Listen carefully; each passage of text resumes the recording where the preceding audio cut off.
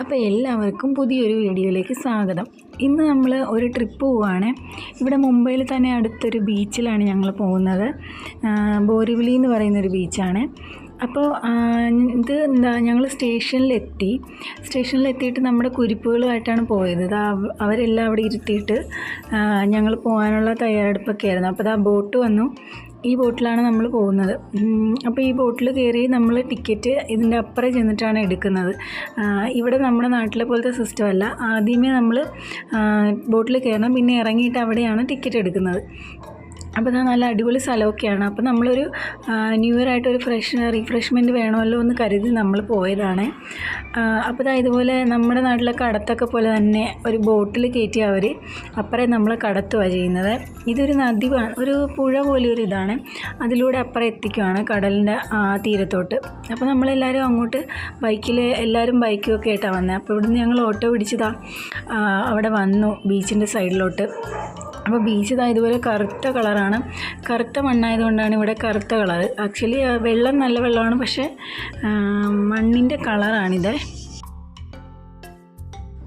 അപ്പം നല്ല രസമാണ് ഇവിടെ കാണാനൊക്കെ.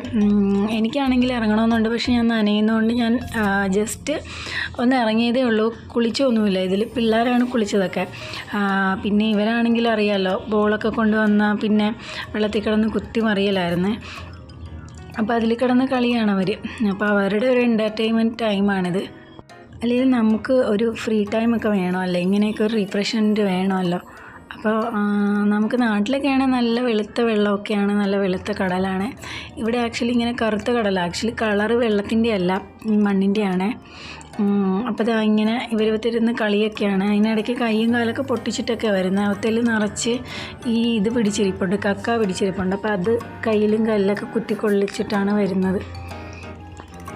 പൊതുവേ ഇതൊരു സൈലൻ്റ് ആയിട്ടുള്ള ബീച്ചാണ്. പക്ഷേ ന്യൂ ഇയർ ആയതുകൊണ്ട് മിക്ക ആളുകളും സെലിബ്രേറ്റ് ചെയ്യാനായിരിക്കും എല്ലാവരും വന്നതുകൊണ്ട് കുറച്ച് റഷ് ഉണ്ടായിരുന്നു. പിന്നെ ഇവിടെ ഊഞ്ഞാലൊക്കെ ഓൾറെഡി ഉണ്ടായിരുന്നു. അതിലൊക്കെ കയറി അവർ കളിയാണേ.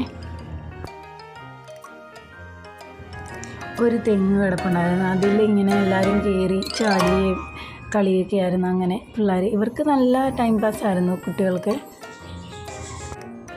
അപ്പോൾ രാത്രിയായപ്പോൾ ഞങ്ങൾ പോകാനായിട്ടുള്ള തിരക്കിൽ ഇതുപോലെ കുറേ സാധനങ്ങളൊക്കെ ഇവർക്ക് വേണമായിരുന്നു. അതൊക്കെ വാങ്ങി അപ്പോൾ ഞങ്ങളങ്ങനെ തിരിച്ചു പോയി.